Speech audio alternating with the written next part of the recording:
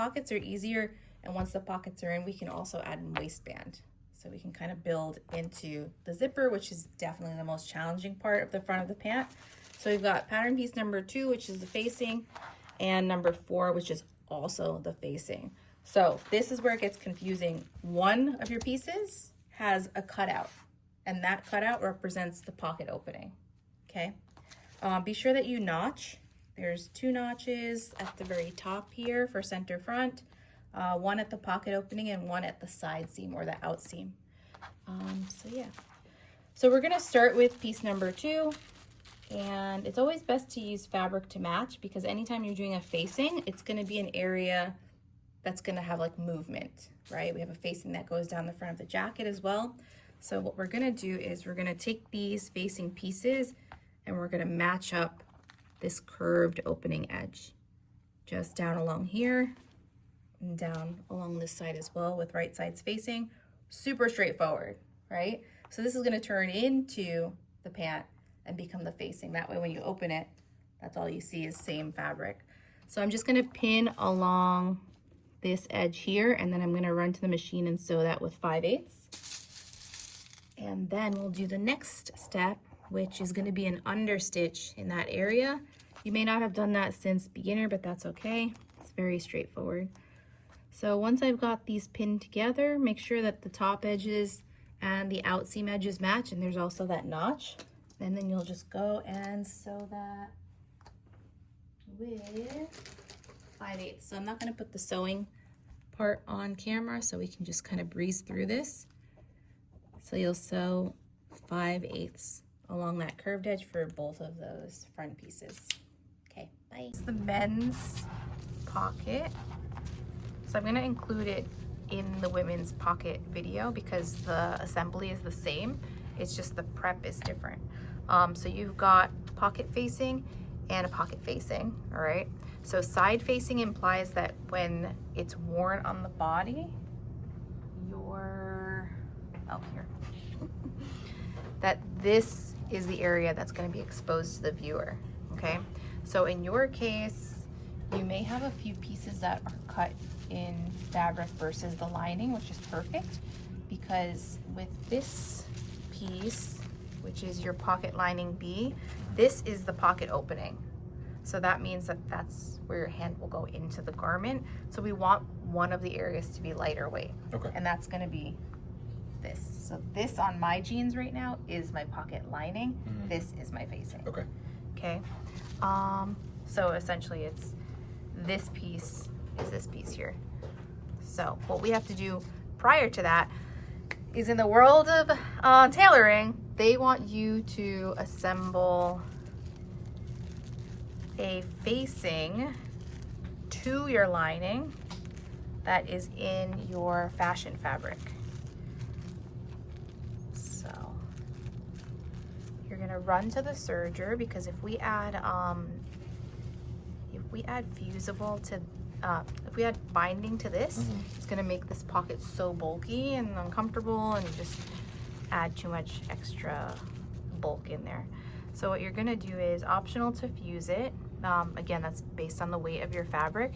You're gonna serge this end here, you're gonna press it under, and then it's gonna look like this, and you're gonna top stitch right along that edge to join it. So it's gonna be a regular top stitching length, and you can do a running stitch along the rest just to keep all those pieces secured, okay? Question? Okay, so fusible is optional. It'll make more sense once we lay everything out, and you can determine whether you want to have that added weight, okay? So for this pocket, this is what is seen from the inside of the garment, okay? After you've attached both pocket bags to each other, you're going to be left with this raw edge, and this raw edge here, and that's what I demoed attaching the binding to. Okay. All right, so for 24 and 25, can you unpin those, please? So this is pattern pieces 22 and 23, okay? So you're gonna serge this raw edge. Right now I have your wrong side to your right side, because that's going to be exposed when you put your hands in the pocket. So essentially that piece becomes in here. So this is what we're going to see when the pocket is opened. Okay. All right, so let's move on. And those are mine, right?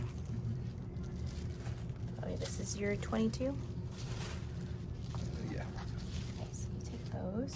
All right, now we've got 24 and 25, and you'll notice that there's no pocket opening here. So this becomes the facing for this. So this is what this will be exposed.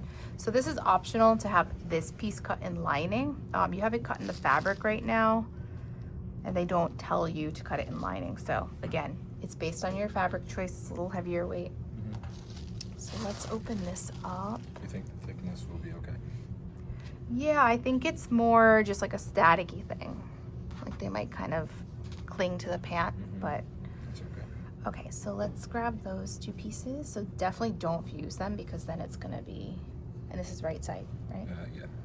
Okay, same idea. So I'll just pin these in place for you, and you're gonna serge just this raw edge first, then that's gonna get pressed under, and you're gonna top stitch it to this bag, okay? Again, you can just use a regular stitch length and then a running stitch just to secure those. And then once that's ready, it's gonna look identical to the women's pocket, and that's how you assemble it to the pant, okay? Okay. Next step for the pocket, you're gonna turn the facing back, and then along this seam here, what you're gonna do is we're gonna pin your facing towards seam allowance. And you're gonna sew like a 1/16 of an inch away from the actual seam, but onto the facing.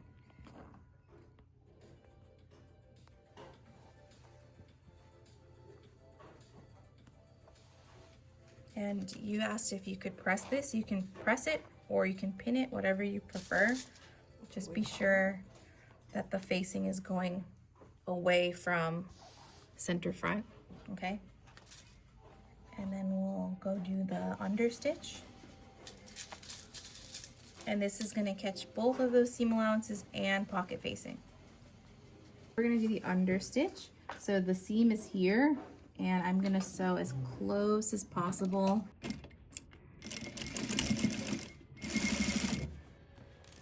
So I'm catching both seam allowances and pocket facing. And see, I'm kind of like being not so gentle to keep them apart from each other. That way that sewing is nice and flat. Do the understitch at the bottom.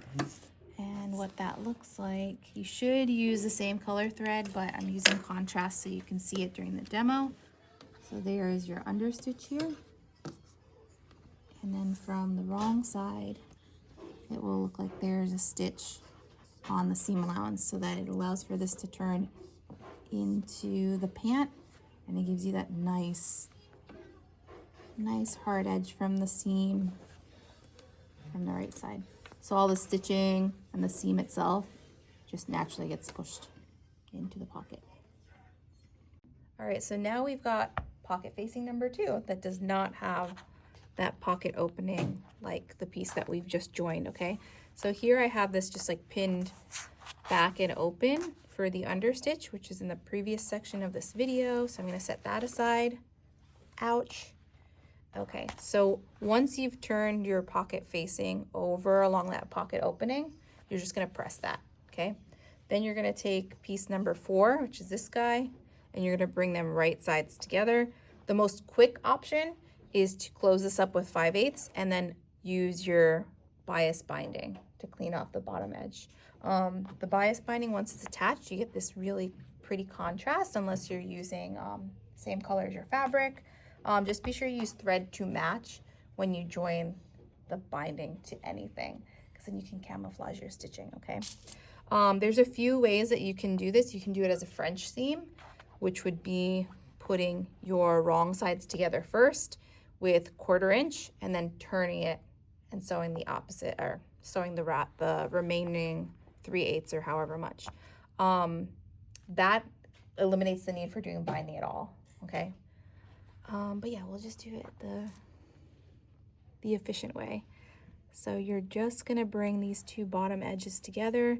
There are notches in here, okay? So you can join those notches to each other. This is the first time with any of this sewing, aside from in the shoulder of the sleeve, that you're sewing something very curvy. So it's imperative that you use many pins, okay? Regardless of who tells you not to pin sideways or on an angle, you can do whatever works for you, okay? And that's that for the pocket. So be sure that you put in plenty of pins here. Bring your pant leg away from that, and then you're gonna sew in here with 5/8, okay? So boop, boop, boop, little tee tee, da, da, da, da, dee, da. So we're gonna attach the binding to the pocket bag, okay? So here we've got what the right side or outside of the pant looks like now that we've got both pocket facings on the inside and to the back, okay? So from the inside of the pocket, it will look like that. And this is us closing up the bottom of the bag. So for the binding, you've got this double fold, 1/2 inch wide bias. In your case, maybe exchange it if you like. So what you can do with this is, it's really important that the cut edge or the raw edge sits right in against the fold of your bias. And I always recommend to have extra length of your bias, because what makes it bias is its ability to turn, okay? So now that we're on a curved seam here, that means we can't fully control like all of the width of the bias tape, but what we can control is its placement. So I hope that makes sense, but just leave a little extra at the beginning and a little extra at the end. So what I'm gonna do is, I've got this this zipper foot on. Not the most classy looking, but as long as everyone who's here and watching can see. If you, Vanessa, you wanna come to my left? Okay, so I'm just gonna place, don't worry about it. I want you to watch this part, okay? So there's a zipper foot on, and I'm just gonna back tack at the start here and continue along. And it's probably like a 1/16 of an inch from that edge. If that's cutting it too close, you're welcome to do 1/8, which is just a little bit more than that. And from either side, you should be catching your bias, okay? I definitely have to change the tension on this machine because I'm going through like way more layers of fabric now. And then I'll just continue. If you have like those sewing clips, those are pretty decent for this situation as well. And my samples are gonna look crazy because I'm running out of this green binding. Questions?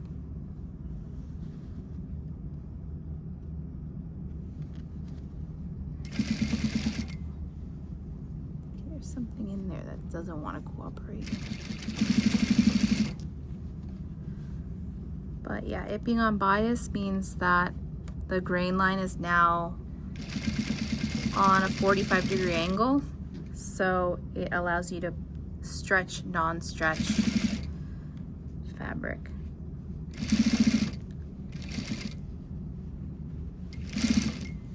That's all.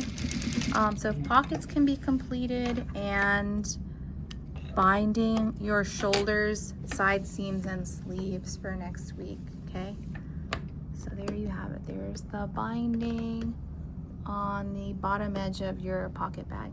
And then I can just go to the iron and press that. Okie dokie. Thread to match always.